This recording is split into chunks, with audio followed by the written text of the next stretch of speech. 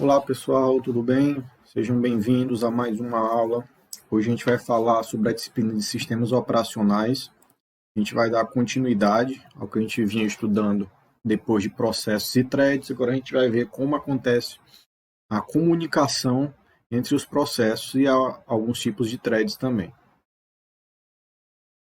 A comunicação entre processos, né, ela frequentemente processos precisam se comunicar com outros processos, mas a gente viu que processos não compartilham endereços de memória, né? Então, se eles não compartilham esses endereços de memória entre si, como eles podem se comunicar?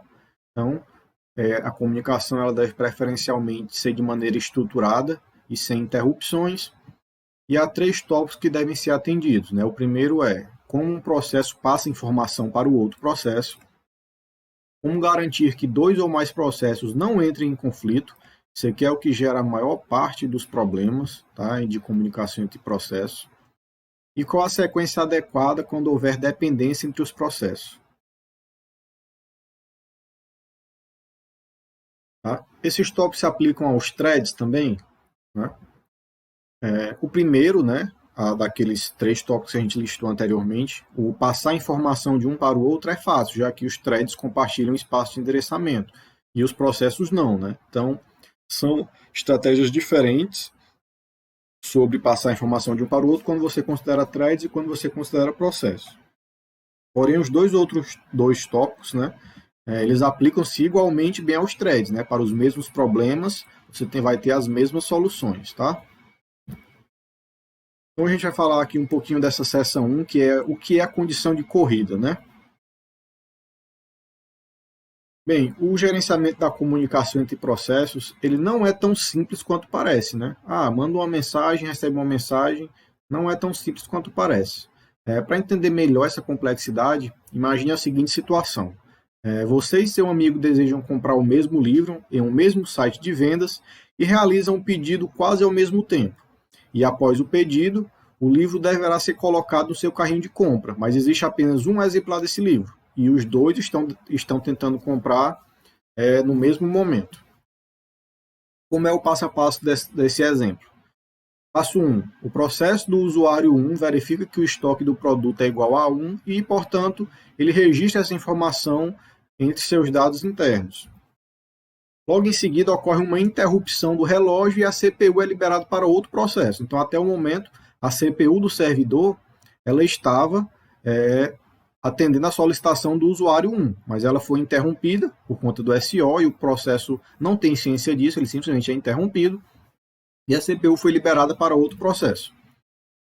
O processo do usuário 2 verifica que ainda existe uma unidade do livro e registra essa informação internamente, porque aqui no processo 1 ele não finalizou o processamento dele, ele foi interrompido pelo SO, certo?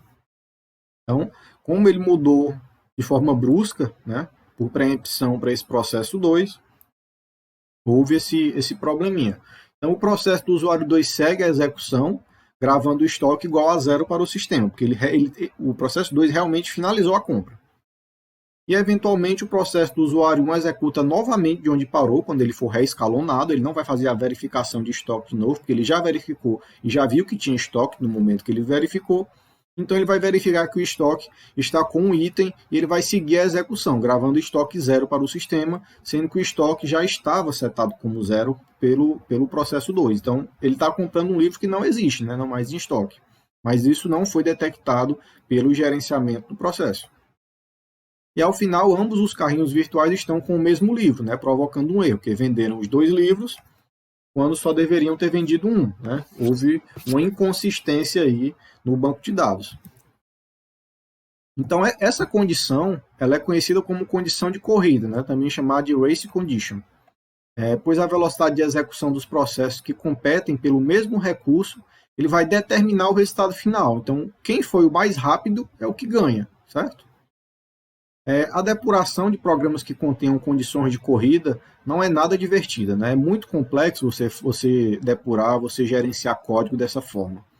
Então, os resultados da maioria dos testes eles não apresentam problemas, mas em algum momento algo pode acontecer. Como isso geralmente são cenários específicos, e geralmente cenários que não são contemplados na etapa de testes, é muito difícil você acertar essas condições de corrida. E agora a gente vai falar um pouquinho o que é essa região crítica. A gente viu o que é a condição de corrida, e agora a gente vai ver o que é a região crítica. Então, as regiões críticas elas tentam responder ao que fazer para evitar condições de disputa, né, entre um processo e outro, como o que houve lá no exemplo da compra do livro. Para solucionar o problema, é preciso encontrar uma maneira de proibir que mais de um processo leia e grave dados compartilhados ao mesmo tempo. Que foi o que aconteceu lá, né? O processo 1 leu e o processo 2 também teve acesso ao mesmo arquivo, né? Digamos assim, que é o banco de dados, por exemplo.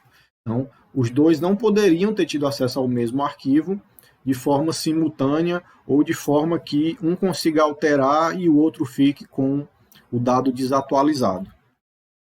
Então, a parte do programa que leva a uma condição de corrida é conhecida como região crítica. Então, lá a região crítica foi o banco de dados, né? Porque o banco de dados foi a região que levou a essa condição de corrida.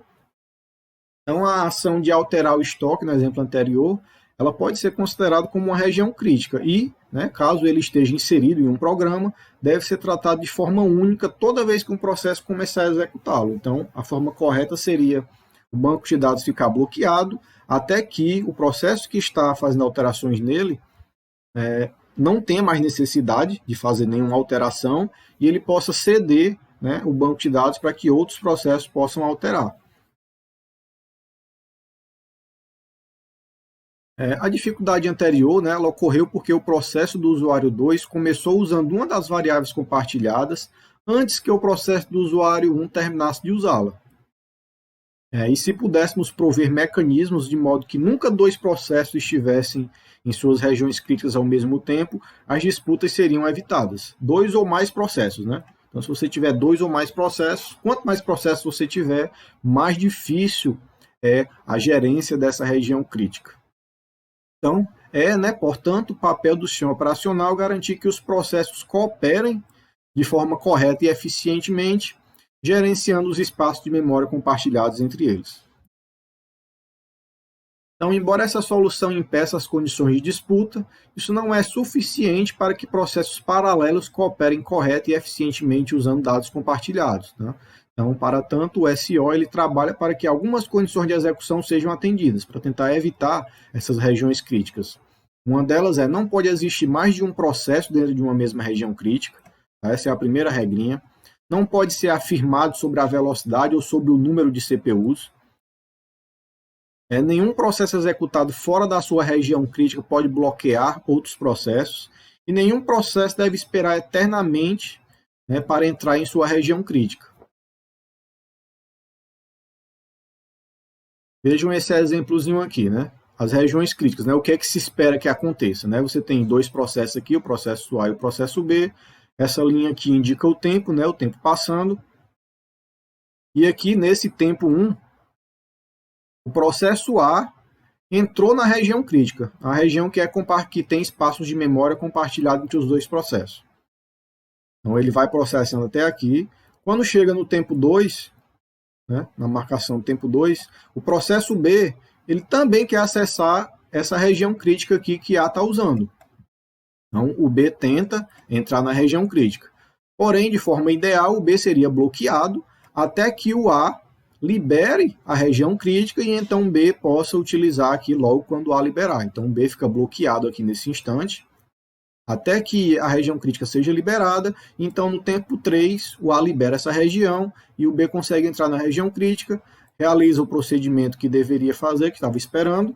Então, ele deixa a região crítica fica livre para que outros processos cheguem e façam o que desejem nela.